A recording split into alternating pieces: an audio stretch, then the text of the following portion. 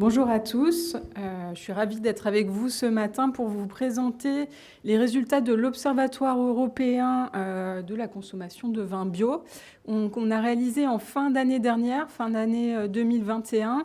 On a interrogé 3000 personnes dans le cadre de cette enquête, 1000 Français, 1000 Britanniques, 1000 Allemands.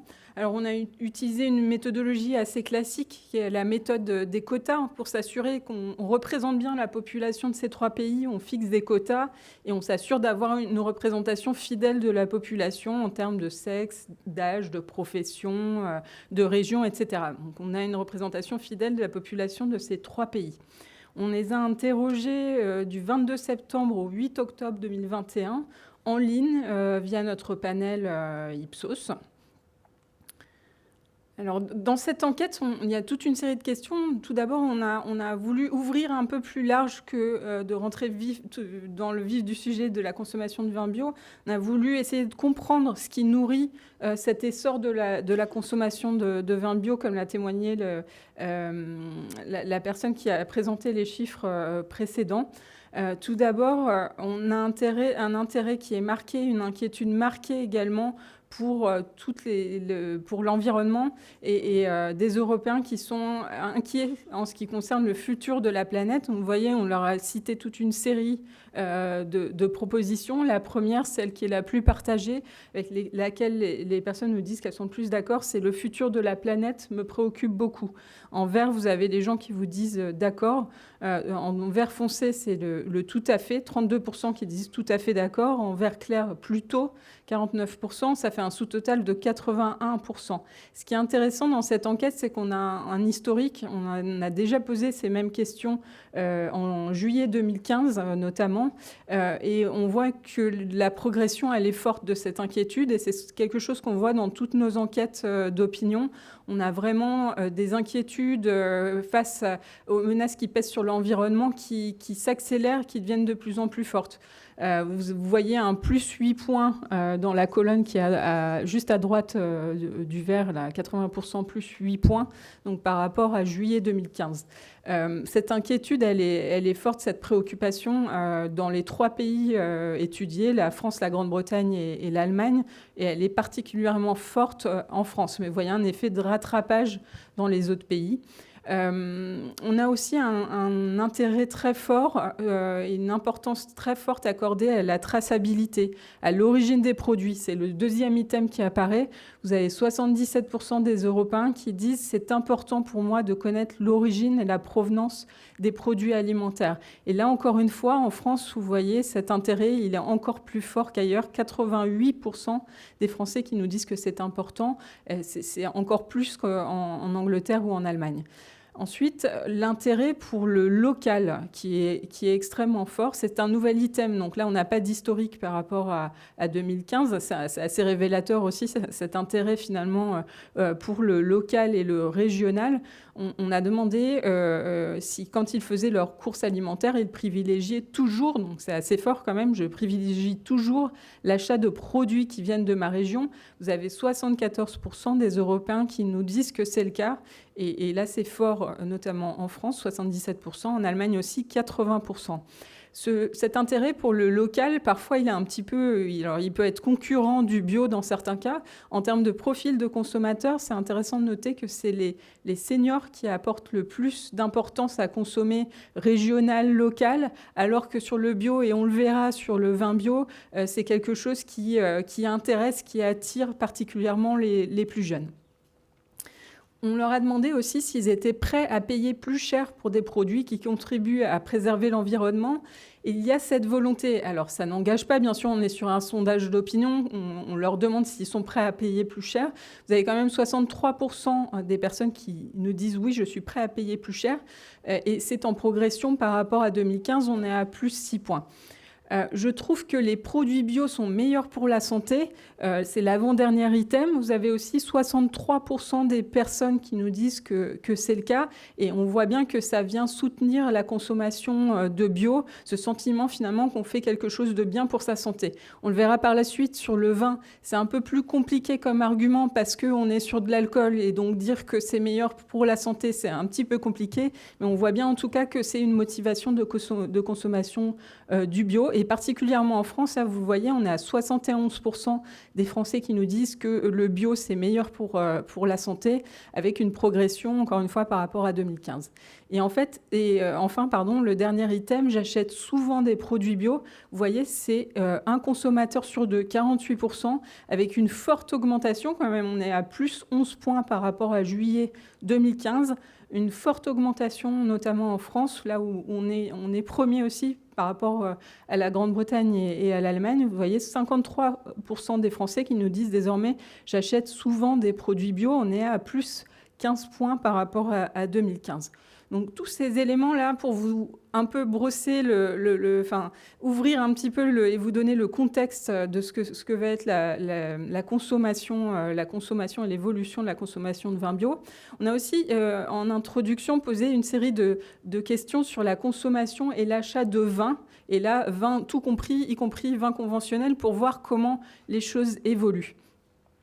On a demandé aux Européens, au cours des 6 derniers mois, à quelle fréquence ils avaient consommé du vin. On parlera plus tard de l'achat, là on est sur la consommation. Et ce qu'on remarque qui est intéressant, c'est que sur la consommation, au moins une fois par semaine, donc c'est la partie en bleu marine, vous voyez, tous les jours ou presque, c'est 10%, au moins une fois par semaine, 22%. Si on fait le sous-total, donc au moins une fois par semaine, on est à 32%, un tiers de la population européenne âgée de 18 ans et plus, je précise, qui a consommé du vin au moins une fois par semaine au cours des 6 derniers mois. Ça évolue assez peu par rapport à 2015. On est à moins 1 point par rapport à juillet 2015, donc sur la consommation régulière. En termes de nationalité, on voit que les Français sont quand même toujours les consommateurs les plus réguliers de vin. On est à 38%, contre seulement 33% pour les Britanniques et 23% pour les Allemands. Ce qui est intéressant de noter, c'est que si on va vers les consommateurs un peu moins réguliers, ceux qui consomment moins d'une fois par semaine, et finalement ce qui rentre dans ce grand sous-total qu'on vous a mis à droite, ceux qui ont consommé au moins une fois au cours des 6 derniers mois, donc même occasionnellement, on est à 73% des Européens. Et là, on a un recul qui est beaucoup plus fort que celui des consommateurs réguliers. En France, on est à 77%, moins 6 points. Ça a reculé modérément, mais ça a encore plus reculé chez les Britanniques. Vous voyez, 71%, moins 11 points, et les Allemands, 70%, moins 10 points. Donc vraisemblablement, le contexte, il a joué. Quand on est un consommateur régulier, on a continué à consommer en dépit de la situation qu'on a connue, Covid, etc. Pour les consommateurs plus occasionnels, pour qui on ouvrait une bouteille parce qu'on se retrouvait avec des amis ou parce qu'on avait une situation un petit peu exceptionnelle, un repas partagé, ces situations-là, elles se sont moins retrouvées et on a perdu une partie de ces consommateurs occasionnels. En termes de profil, on a regardé aussi quelles étaient les caractéristiques des consommateurs de vin. Donc à gauche, vous avez ceux qui ont consommé du vin au moins une fois au cours des 6 derniers mois. Et puis à droite, les consommateurs un peu plus réguliers, ceux qui ont consommé au moins une fois par semaine. On vous a mis des petites icônes, vous voyez, finalement, en termes de profil, c'est un peu la même chose. On retrouve les mêmes caractéristiques. Ceux qui boivent du vin, c'est plutôt quand même des cadres que des ouvriers. Les différences, elles s'accentuent quand on va voir un peu le profil des consommateurs réguliers, avec des écarts quand même qui sont très forts, puisque vous avez 49% des cadres qui consomment du vin au moins une fois par semaine contre 24% des ouvriers. Là, si on était sur un temps beaucoup plus long, évidemment, on aurait des évolutions qui seraient assez spectaculaires. C'est un produit quand même qui est plus consommé par les plus aisés. Vous voyez, 85% des plus aisés contre 53% des revenus les plus faibles sur la consommation, et sur l'écart, il est encore plus spectaculaire sur la consommation régulière. Les plus diplômés, on retrouve évidemment les catégories qui se croisent, voilà, les cadres les plus aisés, les plus diplômés, c'est un peu les mêmes. Les Français aussi, la nationalité qui joue systématiquement. Les seniors, et c'est intéressant de l'avoir en tête par la suite quand on regardera le profil des consommateurs de vin bio, c'est toujours quand même les seniors qui consomment plus du vin que les plus jeunes. Malgré tout, on a quand même des jeunes qui se tournent vers le vin, puisque vous voyez, sur ceux qui ont consommé au cours des 6 derniers mois, vous avez 70% des moins de 35 ans. Sur les consommateurs réguliers, on a 29% des moins de 35 ans, donc c'est moins que les seniors, mais c'est pas négligeable. Et puis, c'est un profil qui est quand même un peu plus masculin que féminin. Sur l'occasionnel, on est grosso modo à la même chose, 75% des hommes, 71% des femmes. Sur les consommateurs réguliers, la différence, on la voit un peu plus. 37% des hommes qui ont consommé au moins une fois par semaine contre 26% des femmes. Voilà, un profil qui reste quand même un peu plus masculin. Pour l'achat de vin, cette fois, on était sur la consommation précédemment. Là, on est sur la fréquence d'achat. Et attention, c'est de la fréquence d'achat, donc quel que soit le volume qu'on a acheté. On a très bien pu acheter un carton, une seule bouteille pour aller chez des amis. On est vraiment sur la fréquence d'achat. Ce qu'on constate là aussi, c'est un peu la même chose que ce qu'on voyait sur la consommation. Sur les achats réguliers, alors on a fait un sous-total au moins 2 fois par mois en bleu marine. C'est 29%. Vous voyez, c'est stable par rapport à juillet 2015, avec des petites différences selon les pays, avec les Britanniques qui ont un peu plus tendance à acheter régulièrement, peut-être des volumes un peu plus faibles. On va acheter une bouteille. Et puis, vous avez à droite le sous-total au moins une fois au cours des 6 derniers mois. C'est 72% des Européens qui l'ont fait. Et là, on constate le même recul que ce qu'on voyait sur la consommation. Donc, sur des gens qui achètent et qui achetaient un peu moins souvent, vous voyez, 72% ont acheté au cours des 6 derniers mois, c'est moins 6 points par rapport à juillet 2015. Donc, ces consommateurs qui achetaient juste la bouteille de vin pour le dîner avec des amis, on les a un petit peu perdus en route. Le recul, il reste modeste. Et surtout, il faut nuancer par le fait que si les personnes ont acheté parfois moins fréquemment ou moins souvent, ils ont dépensé plus pour les bouteilles qu'ils ont achetées. Quand on les interroge sur le prix qu'ils sont prêts à dépenser en moyenne pour l'achat d'une bouteille de vin, donc quel que soit le vin, on est sur, vous voyez à droite, 11 € en moyenne. Les bouteilles à moins de 5 €, c'est vraiment une minorité. On est à 29%. Vous voyez, le gros des troupes est au milieu, 56% entre 6 et 14 €, avec des différences entre les pays en fonction aussi du prix de vente des bouteilles. Vous voyez la moyenne à droite, plus élevée en Grande-Bretagne, en France, et moins élevée en Allemagne. Mais ce qu'on remarque, c'est que partout, quel que soit le pays considéré, on a consacré un peu plus d'argent à l'achat d'une bouteille. On a 3 € de plus que ce qu'on nous citait en 2015. Et vous avez notamment sur les bouteilles les plus chères une progression. Vous voyez sur les 15 € ou plus qui sont en bleu marine en bas, à 14%, c'est plus 5 points par rapport à juillet 2015. Et si on est même sur les bouteilles à 20 € ou plus, c'est plus 6 points par rapport à 2015. Donc on a bu peut-être moins souvent, mais on a bu plutôt des bouteilles plus chères. Maintenant, la consommation et l'achat de vin bio. On a demandé à nos Européens s'ils avaient déjà consommé des vins biologiques. On a 39% des Européens qui nous disent avoir consommé. On ne voit pas très bien, mais c'est plus 9 points par rapport à 2015. Donc l'augmentation, elle est quand même spectaculaire. Elle est encore plus spectaculaire dans certains pays, notamment en France, où vous avez plus d'un Français sur 2 qui a déjà consommé des vins bio, et on est à plus 18 points par rapport à 2015. À droite, vous avez la consommation régulière. Elle a aussi fortement augmenté. Vous voyez, 11% de Français qui consomment régulièrement du vin bio. On a plus 6 points par rapport à 2015. L'écart avec la Grande-Bretagne et l'Allemagne, il est quand même important. Vous voyez, la Grande-Bretagne a 29% des Anglais qui ont déjà consommé du vin bio, plus 8 points malgré tout par rapport à 2015. Et puis un peu plus de stagnation côté allemand, avec 33% des Allemands qui ont déjà goûté, plus 1 point. Sur le profil des consommateurs de vin bio, donc on a fait un peu la même opération que précédemment sur le vin, mais pour voir si on avait des différences. On retrouve les cadres, les Français les plus diplômés, les plus aisés, ce qu'on voyait déjà sur le vin conventionnel, enfin l'ensemble du vin, plutôt des gens plus favorisés qui consomment et des Français, un peu plus des hommes que des femmes aussi.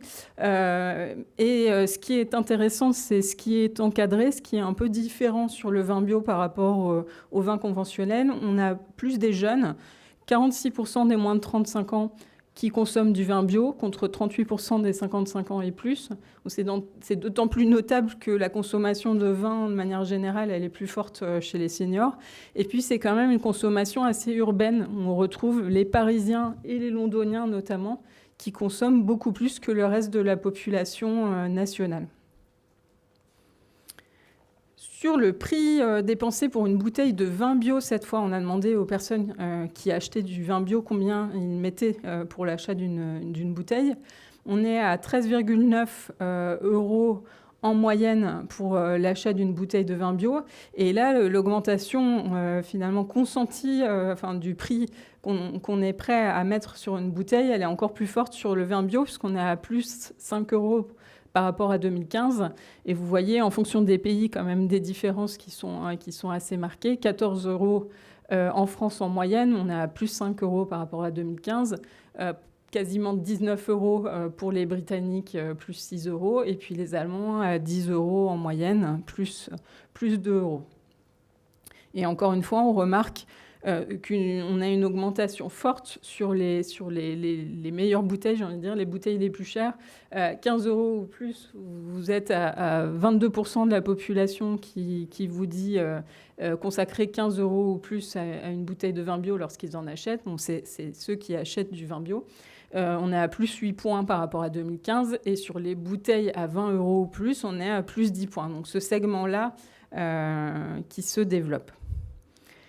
Quelle est l'image du vin bio et quels sont les leviers de la consommation? On a demandé à nos Européens, par rapport à un vin non bio, est-ce qu'ils pensaient que le vin bio avait certaines caractéristiques plus ou moins que le vin conventionnel?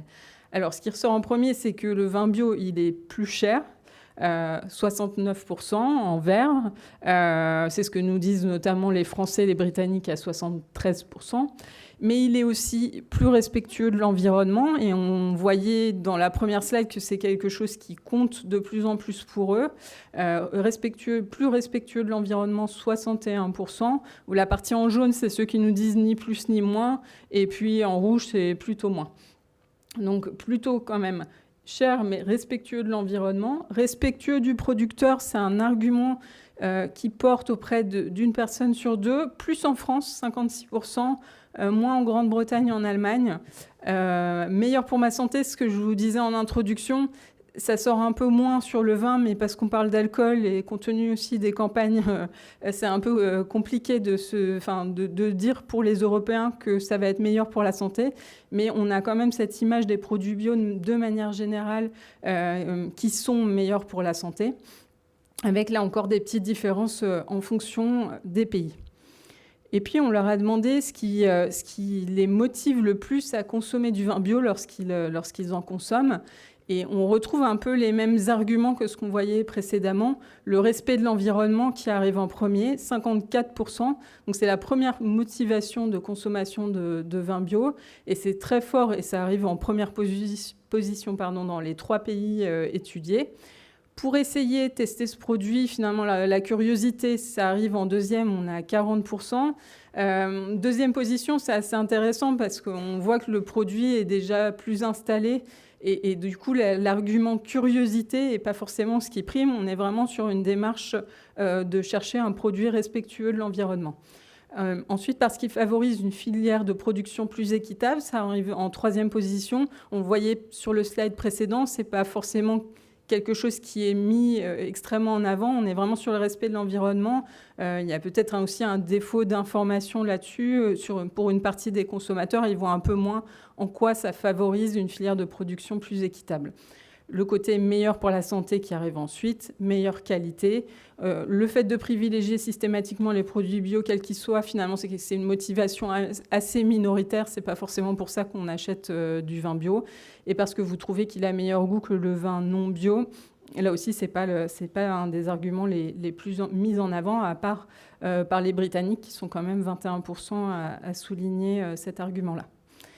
Et puis, on a aussi demandé aux personnes qui n'ont jamais acheté du vin bio pourquoi est-ce qu'elles n'avaient jamais fait un achat de vin bio.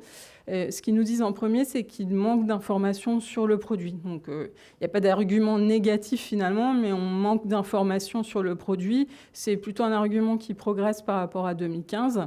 La deuxième explication qui avançait, c'est le prix du vin bio qui est trop élevé.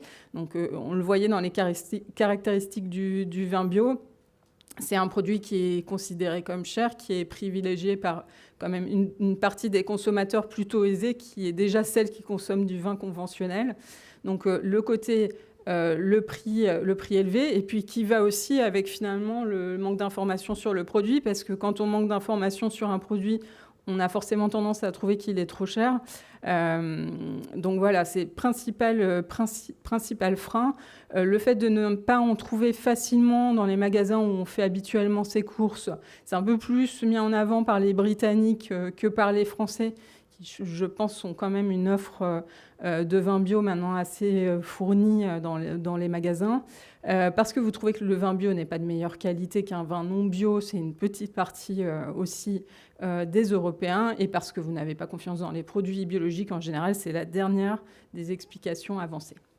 Et enfin, pour cette édition, on a voulu regarder un peu ce qui se passait du côté de la bière bio, la consommation et l'achat de bière bio. Donc en 2015, on ne l'avait pas fait.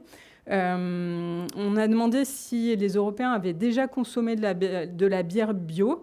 C'est 22% des Européens, donc on est sur une proportion qui est quand même bien inférieure à ce qu'on observe aujourd'hui sur le vin bio. On est à 39% sur le vin bio, 22% sur la bière bio. Ce qui est intéressant, et nous on ne s'y attendait pas forcément, c'est que les Français sont plutôt en pointe sur le sujet. On est à 30% des Français qui nous disent avoir déjà consommé de la bière bio, alors que les Britanniques et les Allemands finalement sont des plus gros producteurs de bière et quand même d'assez bons consommateurs de bière. Ils sont moins nombreux à avoir déjà goûté de la bière bio que les Français. Et vous voyez, la corrélation finalement avec le niveau de consommation de vin bio, elle est assez intéressante. On voit que c'est en France où le vin bio est plus installé finalement qu'on a aussi le plus de consommateurs qui ont goûté de la bière bio. En termes de profil, cette fois-ci, de consommateurs de bière bio, on retrouve les cadres comme on les trouvait finalement sur le vin bio. On retrouve les jeunes. Alors, c'est aussi des jeunes qui consomment de la bière particulièrement, mais c'est de la bière bio, donc on a aussi un effet encore plus fort. 34% des moins de 35 ans qui ont déjà goûté contre 12% des 55 ans et plus.